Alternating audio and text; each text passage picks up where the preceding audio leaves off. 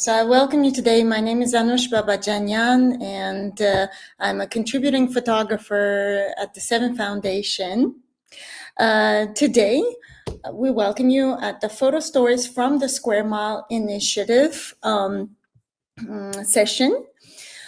So these series showcase recent work from members of the VII Community, and every month we invite photographers from the VII Community to present their stories. So in this episode today, we look at 3 photographers whose work is featured in Square Mile at the PhotoVogue Festival, at the latest PhotoVogue Festival. So I welcome you all to see and hear the stories of 3 wonderful photographers, Jordan Gale, Chinky Shukla, and Sara Escobar. Welcome, dear people, dear photographers. Okay, so let's get it started. And the first person to present today is Jordan Gale.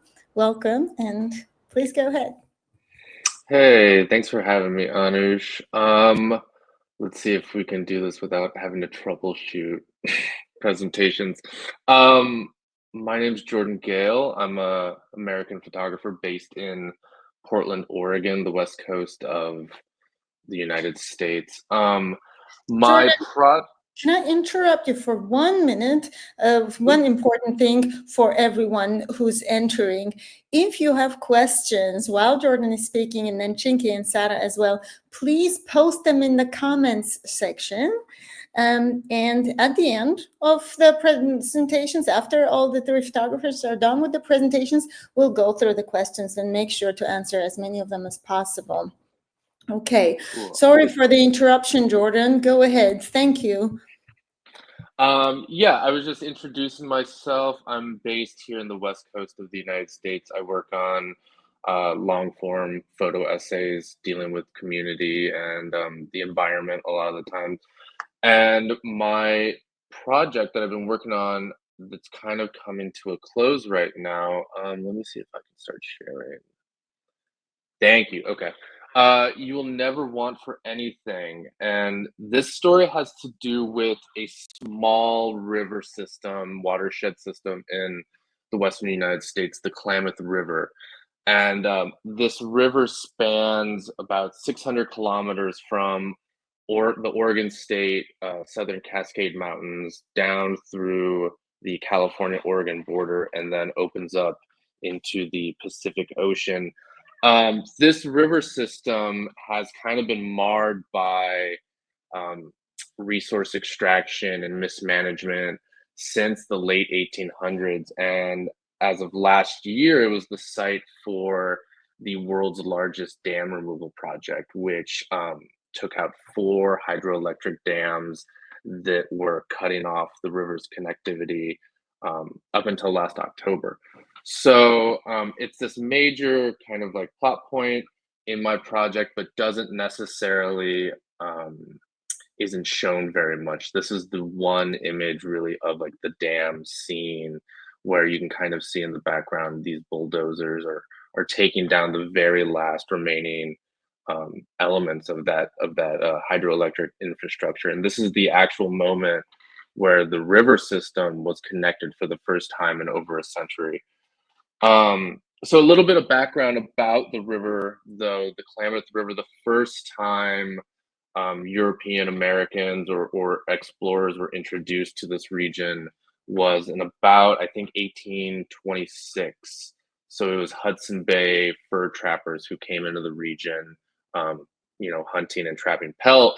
But since then, the region, the Klamath River Basin, has been, a place marred by and kind of like a hotspot for mining and the gold rush, logging and timber industries, agriculture, and then the latest was hydroelectricity. And especially with agriculture, farming, a lot of the natural wetlands were drained to make modern day agriculture or ranching possible in the region, just because it was not a natural thing for the landscape. And one thing in particular I want to say about the images, that I'm making, I think, a lot of us photographers have issues or like problems, like with a region and with the environment and history such as this is just kind of, you know, dense and a lot of information. It's hard to visually represent that.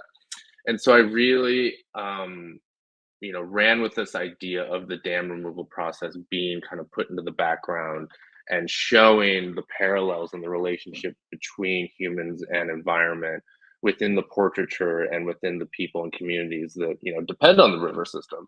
So I'm kind of trying to show that intricate and fragile relationship of how, like, when we do damage the environment, that often is shown within ourselves and within our communities. So like, even in a portrait such as this, there's this kind of dichotomy between the dilapidation or kind of like economic standing and like this proud stance that this like young boy has with his rifle.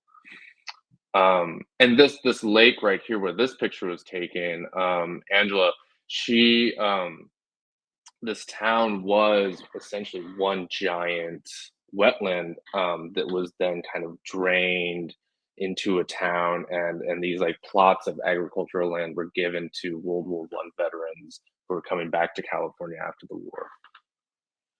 And this is kind of a vertical view of that same agricultural area. And I do want to mention, because of climate change and how these extreme weather patterns and conditions are worsening, a lot of the issues that this river system and region are dealing with now is because of that, and exacerbated because of all of the extraction that has happened over the last 2 centuries. So parts of the river are dealing with algae bloom, wildfires have intensified, and a lot of the farmland that was put in place over the wetlands and everything are now dealing with really extensive drought, irrigation issues. So that's a major part of the story and the history of this place. I'm also trying to visually find ways to mirror the communities with the river system. Like, I mean, I'm constantly working with very slow shutter speeds so that like this like the motion of bodies and everything can also in that visual way parallel the river and the flow of water. Exactly like with this diptych here. And again, like, I wanted the series to be very portrait heavy so that we can kind of see the people who depend on this river, and like, and also play with um the dichotomy between revitalization and growth with decay. So I mean, on the right or on the left hand here, we have this burnt down footbridge that goes over a section of the Klamath River, and then this portrait of this young Kurok tribe member. His name is Trapper, and he just turned 18, and he came and he showed me this traditional medicine man house that him and a few members of the tribe had made. So like, I made this portrait. So it's like this growth, but also this decay, and hopefully this decay of what was once oppressing the region. This right here is another kind of example of that. This was a logging mill in like the Hooper Reservation area, and just kind of like seeing how some of these more like oppressive resource extraction industries are now sitting in like desolate ways. But this is an image of the Yurok tribe laying hay over a tributary that feeds into the Klamath River, and they're reseeding it with new trees and then kind of laying the straw down so that the seeds can grow and kind of be protected. So there's an element of revitalization within the work too. This is fit like a Paul who is fishing for salmon at the mouth of the river. And a good thing to point out about the Klamath was it at one point was the third largest salmon providing river in the United States, and it was home to, I think, like 7 species of salmon. Now in 2025, all but three I think are extinct, and those three are endangered or on track to be endangered. This is a site where it was right after the last dam was removed and that and the river was reconnected, and so I was trying to play with this like again like revitalization, this like very hopeful future that hopefully these communities now have with their river system being kind of you know held intact. And this is a scene I made actually, I think like 2 weeks ago of where that last dam once stood. So this is the Klamath River going through a section of Northern California where it used to be this giant reservoir that was, making electricity through hydropower and everything like that. But, you know, the river, once the reservoir was drained, actually found its natural flow and where it flowed through for millions of years and within the span of like 4 or 5 months. So I think that's just amazing once you kind of take away this hold that we humans have over our land and kind of like this thought that you know land should be working for us in this way that's I think very oppressive. Just what water and the environment can actually do on its own. So that's the last image that I have to share with you, and just thanks for having me and thanks for kind of like letting me share this story. Thank you so much, Jordan. Well, that was beautiful, really smooth and just gorgeous use of black and white photography and the way you Thank put you. together the portraits with the landscapes. I think it's a beautiful way of telling the story and inviting people's attention before you give them more information. And, I think it's just beautiful. Thank you so much. Thank you. Yeah, and a couple of questions I can see, and we'll definitely get to them at the end. Okay, and now I would like to invite Chinky Shukla to present your story. We're very curious, Chinky. Go ahead. Hi, thank you, Anush, and thank you, Seven Foundation, for giving me this wonderful opportunity to show my work. And I started my photography career as a photojournalist. I've worked with news magazines and publications. I started documenting the impact of nuclear radiation in India since 2011. And in 2015, I visited Pokhran to know more about the impact of nuclear radiation on the people and the environment there. And mm, uh, yeah.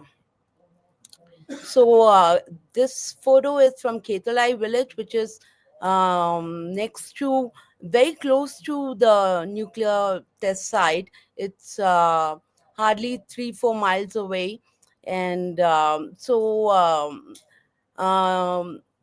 this has started. The first nuclear test started in 1974, and the second series of tests happened in 1998, which went on for 5 days, and it had serious implication on the life and the environment there. And initially, when I started documenting, I met many people who have been impacted by it. I met the people who have succumbed to cancer, and intellectually disabled children, and mm, also women who've had miscarriages, um, and children with stunted growth. And I just got, I wanted to know more about it. And through this project, I'm trying to explore the themes of loss, desolation, and uh, the also the psychological impact that the nuclear test had on the people uh, living in the vicinity of the nuclear test site. These three women, they are sisters, and they were making food when the nuclear test happened in 1998. And um, it was something unseen and unheard of. And people were not really informed about the nuclear test. They weren't told that it was more of a secret operation done by the Indian government. Mr. Taj Mohammed, he is a shepherd, and he was out with his livestock. He's also an eyewitness to the 1998 nuclear test.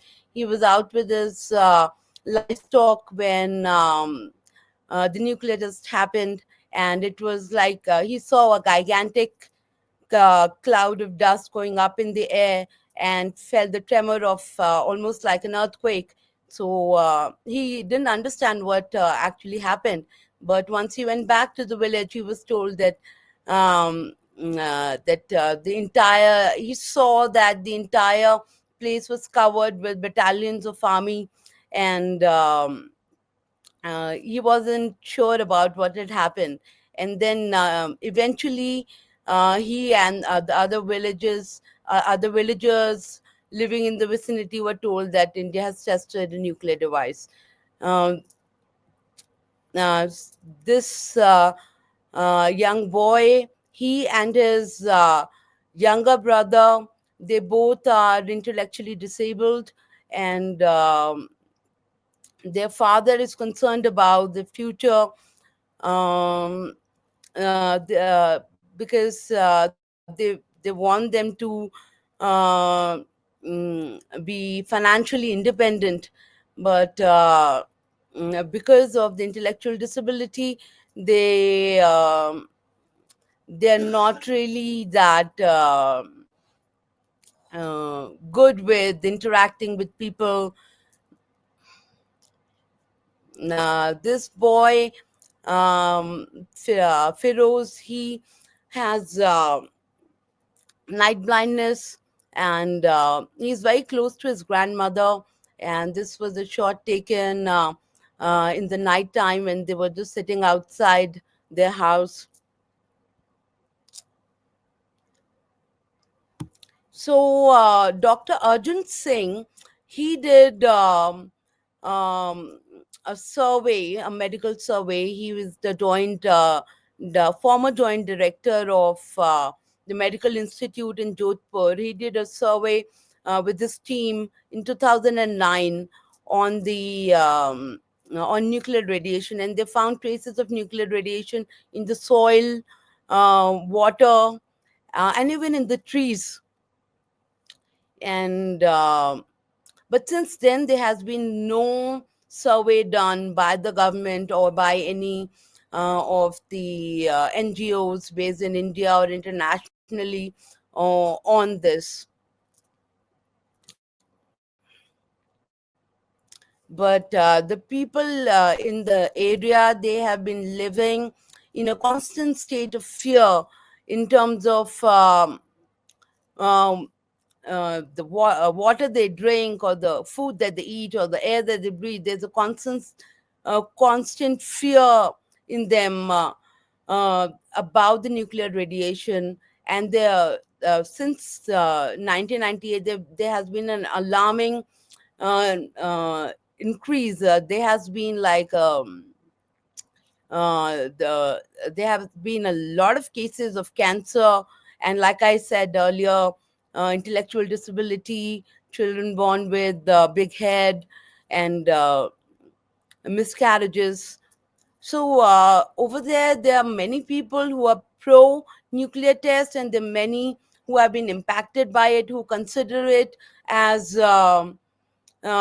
something which has impacted their life, and they think that it's something which should not have happened.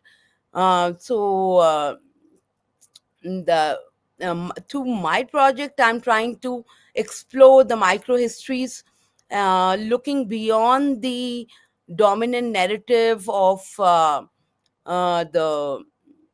the national pride or the geopolitical strategy that the government had. So this looks beyond that and looking mainly at the impact that this has on the people, and also kind of looking at the psychological impact. Bhomaram, he's from Odania village, which is also in the vicinity. He's born without legs since birth, and he has this thing. But he is, you can say that he has this. He has uh, been studying. He is in college, and the government gave him a wheelchair.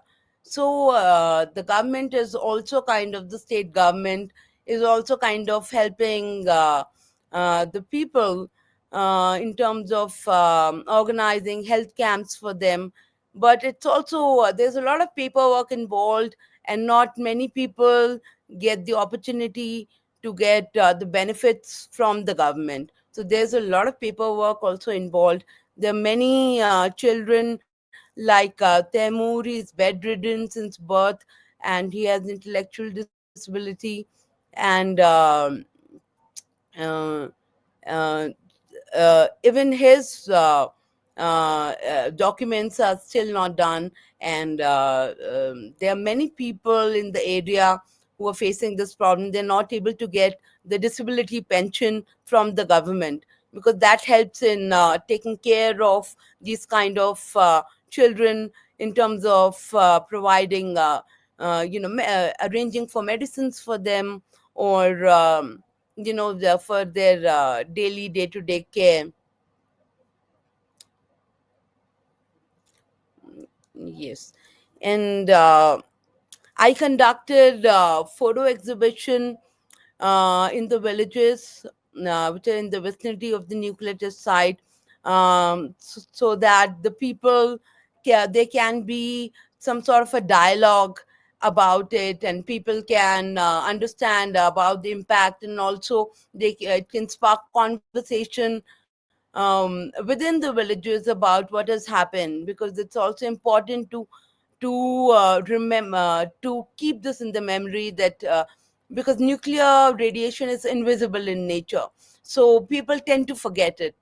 But when you see it, then you understand that yes, this is a part of our daily reality.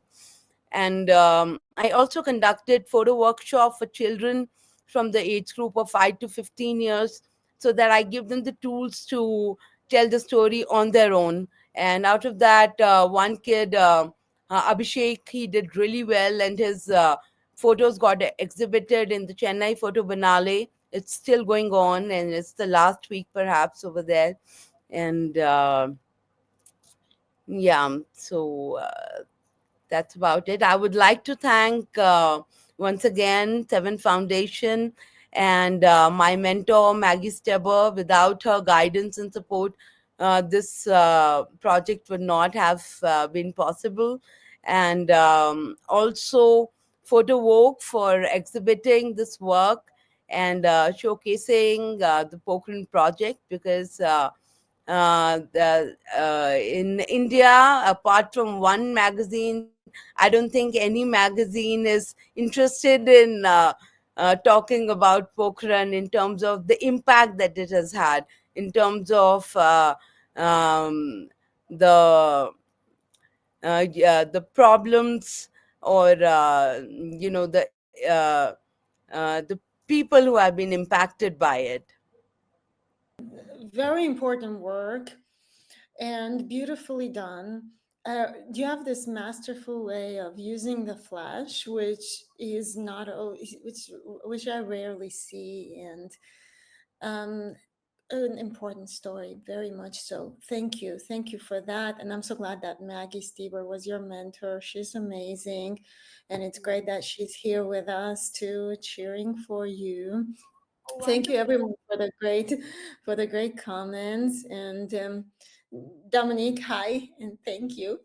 Okay, so This was great. Such amazing work, you people. Wow.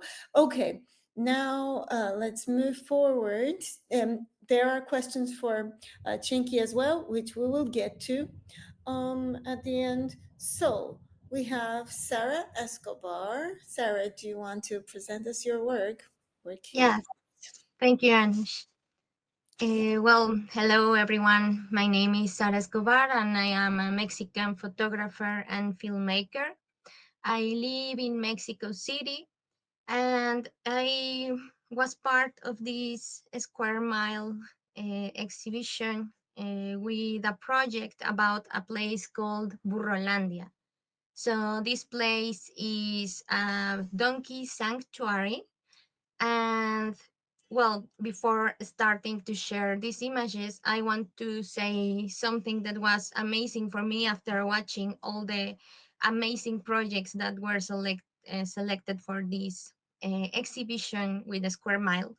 It's so beautiful that we are working as a community because for example, I can see different bridges and different conversations we are having, even we don't know each other. So if you get into the website, you will see, for example, Doug Barrett's work, Ghost of the Plains, and we have some photos that I think that they are like talking with each other, and we have never met each other. Our projects are about different topics, so I feel that's amazing because it's like being this whole community of people watching different things and having these like invisible threads and conversations even we don't really know each other. So I just wanted to say that before starting.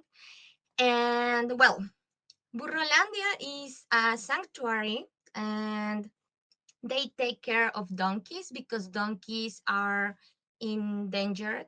It's well, Mexican donkey, it's in extinction danger, and well, it's kind of weird because donkeys are not Mexican. They came with colonization, and it's an animal that came from Africa, but it has been with us like 5 centuries now, so we can call it our own, and, and we have a special species of this donkey. So there is this guy that I met, which is Herman Flores, and I want to talk about how I came to this story before telling more about it. So uh, one day I realized it, like in 2018, that there was this place called Burrolandia. So I got like obsessed with it because it's so beautiful, right? Donkeys are so great. So I started teaching it to different places, and finally I was able to publish this video in AJ Plus with my partner Pablo Ramos, who I work with as a crew for video and filmmaking. So we made this video. So it wasn't enough for me. I got like more obsessed with it because it's super cute and this guy is crazy. He has like 100 donkeys, so he's going to every places to take care of them. And if he sees that there is one donkey in a house suffering, he can go and talk to the people and tell them, well, please, I want to take it to the sanctuary. So I started making this project. After making that video, I was like, okay, I didn't have enough. I want more donkeys. So I started going back, but I feel that I started going back as something like my special or happy place because we in Mexico finally have a lot of difficult, really difficult stories, and we are always dealing with that. So I work mostly social justice, human rights, identity topics, and for me, Burrolandia has been this place where I go and I feel happy for one day and then I can come back to other things. So after doing the video, I started just going back to Burrolandia and people there can go and give food to the donkeys. And this place is in Mexico state. So it's like somewhere you go, it's more like this town feeling, not like a big city, even it's super close to Mexico City. And this guy is Herman Flores. So he is really obsessed with donkeys. So I started doing my project about this sanctuary and people going there to pet the donkeys and feed the donkeys. And after some time, I realized that the story wasn't about the donkeys; it was more about this guy.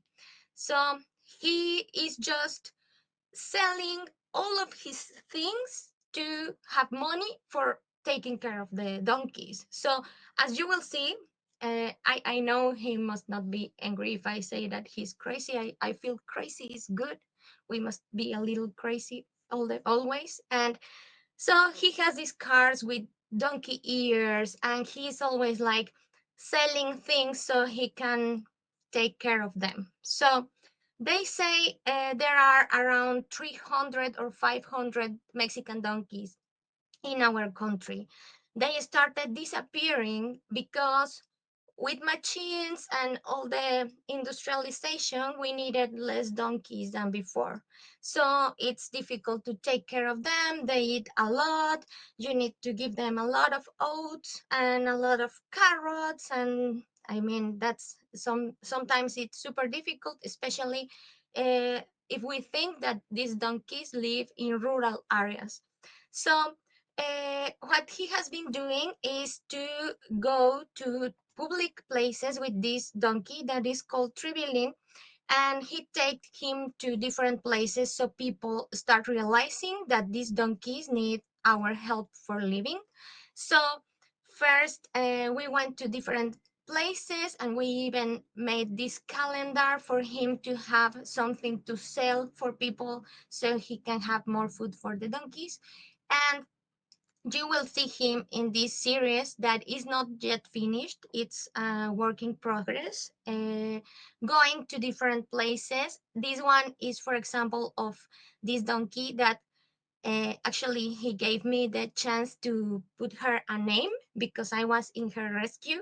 This is after we rescued her. So her name is Toribia. And here he is walking after after going to pick her at a place of a woman that really loved her, but she was aware that she was not taking good care of her. So this is part of the sanctuary. The usual schedule of the day is to open their gates in the morning, and the first thing they will do is to go out, run, and throw themselves to the floor to get some dust. They don't take water baths, but they take dust baths. So they love to be there, just turning around, and that's like kind of the things that they do every day in the morning. And after that, people can come to see them. They can even be like these uh, kind of godfathers or godparents of the donkeys, so they can give money every month to buy more carrots for them. And this is another field of Burrolandia where they can have their meals every day. As you will see, it's a lot of food. They are they need around 20 big, huge packages of oat. So each one of them costs around $10. So for this family to have them, because it's not like a company or anything, it's just this family trying to preserve the animals. So it's not really cheap for them to do that. So they just buy the oats with the help of people, and they will put them there every morning for them to eat. And well, they have been also being able to preserve the species by having new small baby donkeys. So here you will see Herman carrying this small donkey, and he is really like he always wants to carry them. So it's kind of funny because they start getting super big. So there is one moment when Herman just realizes that he can't do that anymore. And this is Toribia when we went to rescue her. So she was there, she was living okay, and the family actually loved her. But as I told you before, they were afraid that as they are very busy, they were not able to get like good care of her. So this is, as I said, kind of a happy place and happy situation for me. This is also Herman bringing Tribilin to people at the main square of Mexico City, and this place, which is super crowded, for people just to realize that they are there. We are so used to have machines and cars and everything, especially in Mexico City, where it's so chaotic that we don't realize that with all of this modernization, we are forgetting that we are a whole.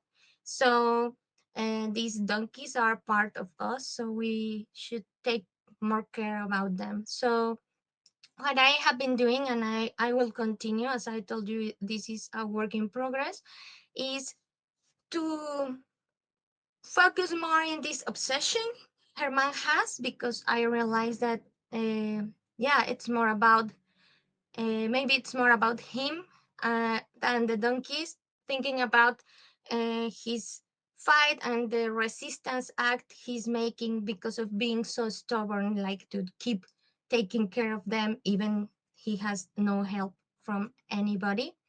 And well, in this photo, you will see he goes with this donkey ear car to the field, and he starts like calling them. He even puts some music so they listen to some music and they know that it's carrot time. So all the donkeys will come to the window and he will give them food. And as you will see, he also the dog is driving the car, so he also rescues some dogs. So in this case, it was super fun because the dog is there driving. And well, this is Herman, and this is his story. As I told you, it's still an ongoing process in Mexico State, which is super interesting because we have like this uh, rural area in which were the pyramids of our ancestors. So I think it's a beautiful place to showcase this story. And well, this is it. I hope you enjoy it, and thank you for having us here. It was beautiful and fun, and I think we would all agree that we need more stories like this one, lighter and at the same time inviting the attention of viewers towards an actual issue. So thank you very much. I was also glad to hear your words about how the participants of this exhibition Square Mile found each other, and how you say that some of the voices or photographic visions met. And yeah, that's really interesting. I'm glad you went through this experience. Okay, well, thank you. And now I will go through a couple of questions we had. There was one in the beginning for Jordan. Um, and here I think I see it. I had it just now. Okay, Dominic Campbell asks, Jordan, are you here? Because I cannot see Hey, the thumbnail view. Okay, there you are. So Dominic asks, why did you choose black and white instead of color? I love black and white, but I was wondering. Thanks. yeah, I mean, I would be lying if I said that I don't think everything should be in black and white. I think it's just so beautiful. I mean, most of the things that I do are black and white because of that, and because I think that there's like this minimalistic element to it. It kind of like subtracts these kind of distracting elements from pictures, or at least like for me and how I want to engage with photography. And it kind of really highlights this human interaction, or it emphasizes this interaction between myself behind the camera and what is in the frame. But with that in mind, I think I went into this knowing that I would do it in black and white, but also kind of thinking that element, black and white, and just like the two tones could really symbolize maybe how the environment and the communities, people and land mesh together as well. So it's like maybe it could just symbolize how, these two work together. Um, yeah, yeah, I think that I'm always looking for like some kind of symbolic reason as to why I'm approaching something like that. And when I looked at with the files, and straight out of camera, and they were in black and white, I shoot with Fujifilm, so in camera they are already black and white and everything, and it just looked perfect. I mean, most of the pictures have little toning or editing to them at all, so it just felt right. Nice. And what do you have in mind as the future of this project? Maybe a book, or are you trying to show it or publish it so far? Yeah, actually, I mean, this whole talk and everything was perfect timing. I've been working on it for 3 years now, and we just published a piece of it today in the New York Times opinion section. Great editors Sarah Barrett and Jackie Bates, who run that section, have worked with me over the past year, kind of putting it together. And there's an amazing essay by the writer Jacques Leslie. It's a very difficult kind of like region and history to articulate coherently. Like, I mean, I'm probably just rambling when I was talking, but he did it very well. So it's like if you are interested in kind of learning more of those intricate elements of how we kind of got to where we are with the Klamath River, definitely give that piece a read. Yeah, a book would be great. I would love to do like a really proper monograph with it. So, you know, tell your publishing friends. Wonderful. Thanks. Great to Mm. know. And I'll actually go and look up that article. I'd be curious. Okay. And then we have a couple of questions for Chinky. So Mariam Maid asks, Chinky, awesome, great story. I have a question. The lighting was excellent. Were the light and the color tones of the photos based on natural and ambient light, or were portable light sources used? Yeah, so I was mainly shooting in the evening, twilight time, and also later in the night, because I felt that it's more of a metaphor for the of the uncertainty and the ambiguity and the invisible nature of nuclear radiation. So I felt that that would be more appropriate, and then for shooting at that time, I think I had to use flash, and so I felt that would be better. And in terms of the toning, I felt that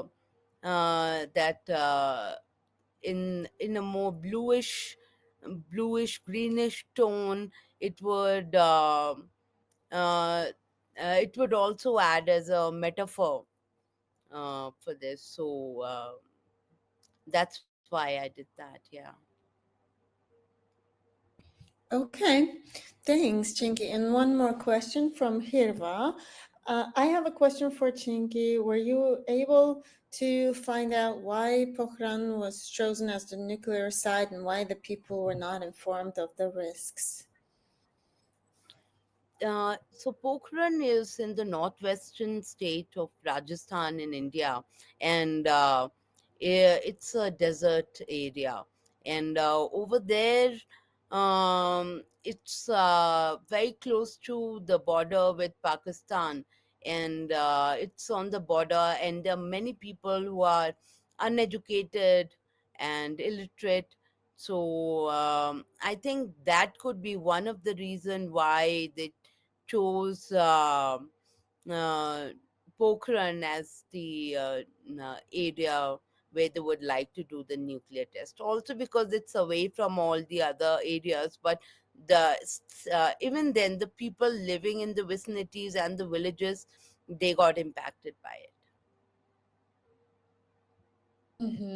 Okay. Well, thank you so much, Chinky. Do you have any plans for this work? Publications, books, Yes, exhibitions? yes, it published in National Geographic, December edition last year, and now I want to make a comprehensive photo book on this. Maybe a Zine, which would be more affordable, and we can like distribute it and like amongst as many people as possible, so that more and more people can get to know about it. That's great to know. Okay, well, thank you, Chinky. There are wonderful comments from Maggie for everyone, actually. And Maggie suggests to you, for example, to reach out to Mother Jones Magazine and National Geographic Magazine to pitch the story. So thank you, Maggie, for all of the advice and the warm words. And also from Susie Katz, we have a wonderful message about photo wings and their support to all of the photography community. So thank you, Susie, as well. And Sarah, actually to you as well, what are your plans for this project, for this fun, beautiful project about publications? What do you think? Yeah. Well, I want to finish it in a couple months because they do this weird and kind of cruel parade of donkeys in the town. So Burrolandi is located in this town called Otumba, and they put like some costumes on the donkeys, and they made this like they give an award of the best donkey in a costume. So I want to like show that is not so good with the donkeys. So I'm waiting for that moment like to close the project, and I would love to look for a publication so we can spread the word about this, because I think that in this case they are donkeys, but we are being cruel with a lot of animals and nature around us. So it would be great to put this on the table for the conversation, and even if it's not donkeys, it will be another animal in another place, right? Sadly. Yes. Well, thank you. So I hope you, I don't hope, I know that you will continue, and I hope you get this to an audience as wide as possible, because this project is really worth it. It's interesting, and you'll have a great way, and this intimate way of presenting this story. Okay, well, thank you, Sarah, so much. And yes, thank you, everyone, Jordan and Chinky as well. And of course, everyone who's here watching these stories, the presentations, and commenting so kindly. Thank you so much, everyone. This was a VII Community session of photographers from the Square Mile exhibition of the PhotoVogue Festival. And this was amazing. Thank you so much, everyone. I think we're ready to finish. And thank you, Nika, for posting here in the comment section about more about this. And then on the website of the Seven Foundation, you can, of course, follow our next presentations and activities. So thank you very much, everyone. I wish you a wonderful time of day wherever you are. And thank you for being with us. And thank you for your time, Sarah, Chinky, and Jordan, and for your wonderful presentations. Thank you. Thank you so Thank you. much. Thanks. Bye-bye, everyone.